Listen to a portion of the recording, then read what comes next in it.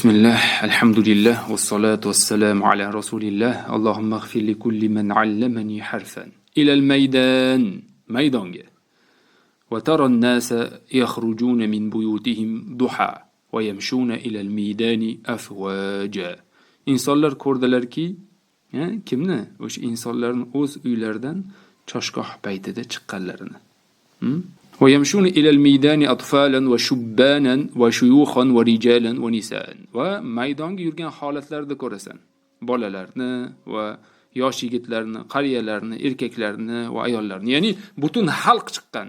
Walam yabqa fil bayti illa maridun aw ajizun mana. Uyda biron kimsa qolmadi, magaram kasal yoki ojiz odam, albatta u chiqa olmaydi. ولا تسمع إلى المطرية إلا حديث السحر وأسماء السحرة. Yani ولا تسمع في المطرية. Yani bu Firavunning bosh shahri bo'lmish Matariya. Matariyada eshitmas eding. Faqatgina sehrgarlarning gapini yoki sehrgarlarning ismlarini eshitar eding. Mana shularni gaplashishar edi insonlar. Hal jaa sahiru aswan al-akbar aydan. Usvon shahrining eng katta sehrgari ham kelibdimi? Mana shunday gaplar bo'lar edi. Naam va sahirul uqsuri va sahirul jizati ash-shahiri. Ha, Uqsurni, yana tag'in Uqsurni sehrgari va mashhur Jizani sehrgari ham keldi.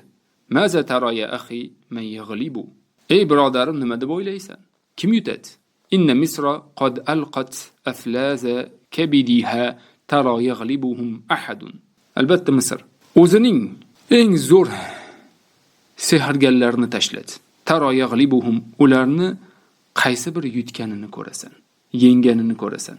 Ya'ni Misr o'z jigarining o'rtasiga, o'z yeriga mashhur sehrgarlarni tashladi. Bu filzatun aflazun bo'lak qism yer ostidagi yashiringan narsalarga ham nisbatan ishlatiladi.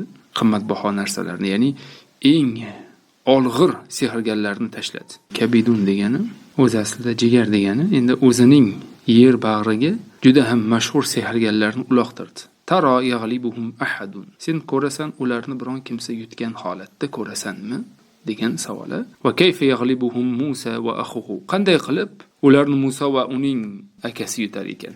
Qanday qilib?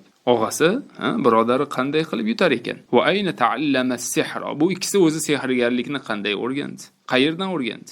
Nasha'a fi qasril malik. Bular, ya'ni Musa alayhissalom podshohning qasrida ulg'ayib o'sdi. Summa kharaja min Misr khaifan yataraqqabu. So'ng u yoqqa bu yoqqa ko'zini tashlab qo'rqqan holda Misrdan chiqib ketdi. Va kana fi Madyan sinin. Va Madyanda bir qancha yil bo'ldi.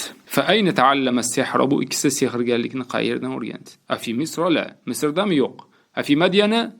Madyandami? Ma sami'na anna hunalika fannan. Ya'ni u yerda biron mana shu sehrgarlik fan borligini eshitmadik. Va ja'a banu Isroila va hum bayna ya'sin ورجاء ولعل اليأس أغلب الله يرحم بني عمران الله ينصر بني إسرائيل. بني إسرائيل keldi. Ular umidsizlik va umidni orasida edi. Bani Isroil. Ehtimol umidsizlik g'olibroqdir. Mana shunday bo'lishdi. Alloh esa Bani Imronga rahim qiladi. Alloh Bani Isroilga nusrat beradi.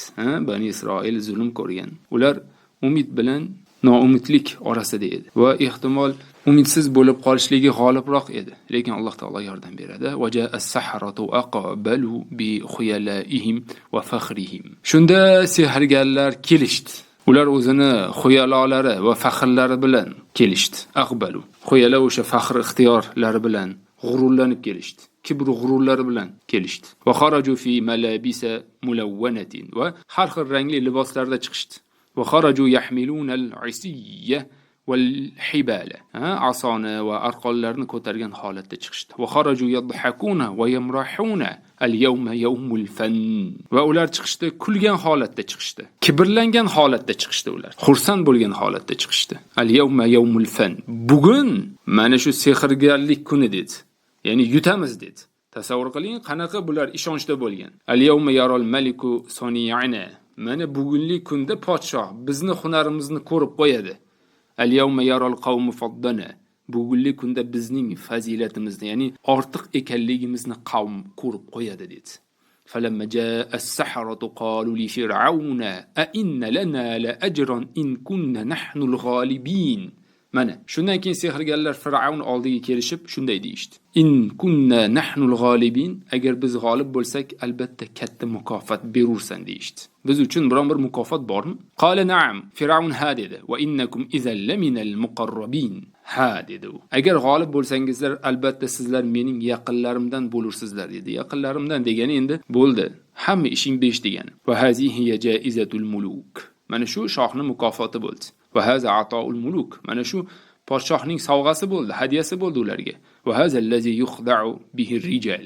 Mana shu bilan kishilar aldanadi. Haqiqatda inson unga mana shunday narsalar va'da qilinsa aldanadi. Alloh taolo dinimizni qalbimizda sobit qilsinki, bunday narsalarga aldanmaylik. Dinimizni ozgina matoga sotib yuboradiganlardan bo'lmaylik. Qiyomatda dinini sotgan odam 100 tuban qilib sudraladi. Va hazallazi yusadu bihul abtal. Qahramonlar mana shu bilan ovlanadi. Haqiqiy qahramonlar mana shu bilan aldanadi. Bu voqealarni bilamiz, ya'ni botir pahlavonlar shu mukofot bilan ovlanadi. Eshitganmiz, to'g'rimi?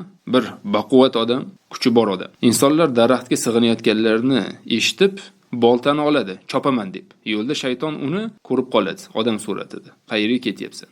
Bu voqeani bilamiz hammamiz, shuning uchun aytmayman. Va farihas saharatu bimawa'id fir'aun. Demak, sehrgarlar Fir'avnning mana shu va'dalaridan xursand bo'lishdi.